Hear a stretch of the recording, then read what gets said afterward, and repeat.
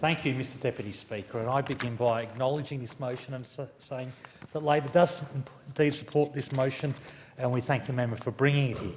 The impact of COVID-19 on the Pacific highlights more than ever the importance of Australia working with its Pacific neighbours to deliver a region that is secure and sovereign. This pandemic has also highlighted the multidimensional nature of security challenges in this region. There are not just traditional security challenges, there are also challenges to human security, to the health and welfare of Pacific Islanders. And there is a profound security challenge of climate change, which poses an existential threat to low-lying Pacific Island nations. Pacific countries are being hit hard by COVID-19. Most countries in the region were able to avoid large outbreaks by taking steps to control the spread of the virus. However, several countries are now experiencing second waves. The number of confirmed cases in Papua New Guinea has risen to more than 350. There's also been significant outbreaks in French Polynesia and the US territory of Guam in the Northern Pacific. COVID-19 is also having a devastating impact on the economies of the Pacific countries, which rely heavily on tourism and on earnings for Pacific Islanders working abroad, including in Australia.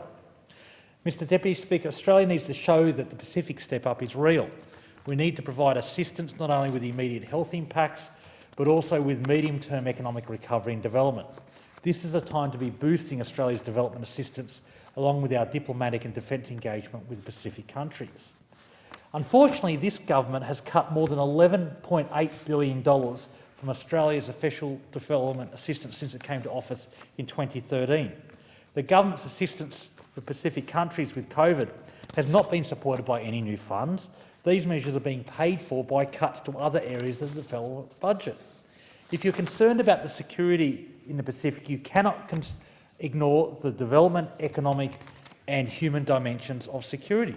This has been recognised in the Pacific Islands Forum's Boe Declaration on Regional Security. The Boe Declaration refers to an expanded concept of security, inclusive of human security, humanitarian assistance, prioritising environmental security and regional cooperation in building resilience to disasters and climate change.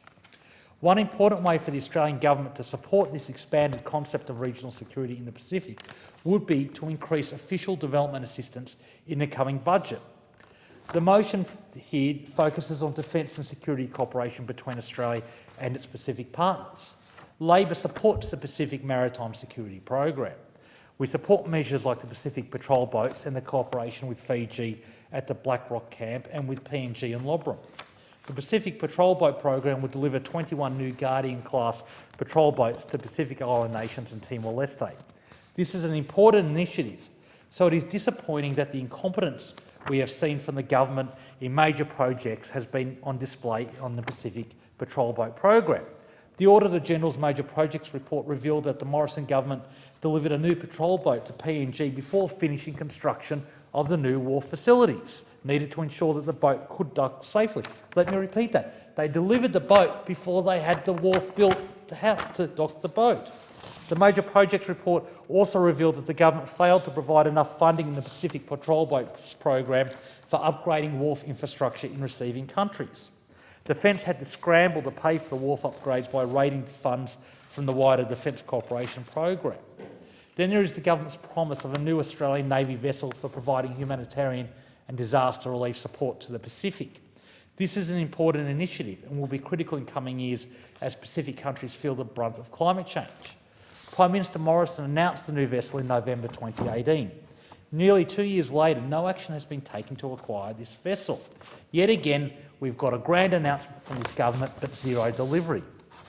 This vessel is pencilled into Australia's Defence latest force structure plan for delivery by 2024, but no further details have been provided by the government on when and how this vessel will be acquired.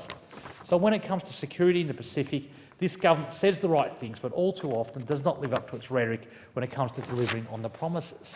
So let me repeat where I began, Mr Deputy Speaker.